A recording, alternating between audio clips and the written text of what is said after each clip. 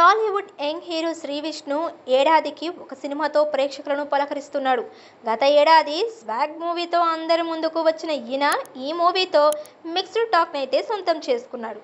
దాంతో కథల ఎంపిక విషయంలో కాస్త జాగ్రత్తలు తీసుకున్న ఏడాది సింగిల్ మూవీతో రీసెంట్గా ప్రేక్షకుల ముందుకు వచ్చాడు. మే 9న గ్రాండ్గా రిలీజ్ అయిన ఈ మూవీ సక్సెస్ టాక్ని అందుకోవడంతో పాటు బాక్సాఫీస్ దగ్గర కలెక్షన్ల వర్షం కురిపిస్తుంది. మొదటి రోజు 4 కోట్లకు పైగా వసూళ్లు చేసిన ఈ మూవీ వీకెండ్లో కూడా ఏమాత్రం తగ్గకుండా కలెక్షన్ల మోత మోగిస్తుంది. మరి ఇక ఆలస్యం ఎందుకు? 3 రోజులకు ఎన్ని కోట్ల కలెక్షన్ను రాబట్టిందో ఓసారి చూసేద్దామా?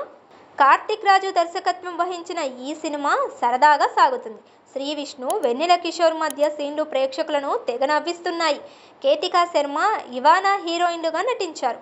ఈ సినిమాకు పెద్దగా పోటీ లేకపోవడంతో మంచి కలెక్షన్ని రాబట్టింది. మొదటి రోజు ఏకంగా 4.5 కోటి రూపాయలు వసూళ్లు చేసి సరికొత్త రికార్డును సృష్టించుకుంది. రెండవ రోజున 7.5 కోట్లు దక్కించుకుంది. ఇలా 2 రోజులకు గాను ప్రపంచవ్యాప్తంగా 11.20 కోట్లు గ్రాస్ కలెక్షన్ను నమోదు చేసింది. ఈ కలెక్షన్లు శ్రీ విష్ణు కెరియర్లోనే అత్యధికంగా నమోదయ్యాయి. తెలుగు రాష్ట్రాలతో పాటు ఓవర్సీస్లో కూడా థియేటర్లు నిండుగా ఉండటంతో చిత్ర యూనిట్ ఆనందం వ్యక్తం చేస్తుంది. తెలుగులో మాత్రమే కాదు, అటు అమెరికాలో కూడా ఈ సినిమా కలెక్షన్ల మొత్తం మోగిచ్చేస్తుంది. 3 రోజులకు కూడా అక్కడ మంచి కలెక్షన్స్ వసూళ్లు చేసింది. అమెరికాలో కూడా ఈ చిత్రం 2 రోజుల్లో $300 మార్కును దాటేసింది. వీకెండ్ ముగిసే నాటికి $500,000 వసూలు చేయాలని లక్ష్యంగా పెట్టుకుంది. బుక్ మై షో ప్రకారం విడుదలైన 24 గంటల్లోనే 80,000కు పైగా టికెట్లు అమ్ముడుపోయాయని ఒక వార్త వినిపిస్తుంది.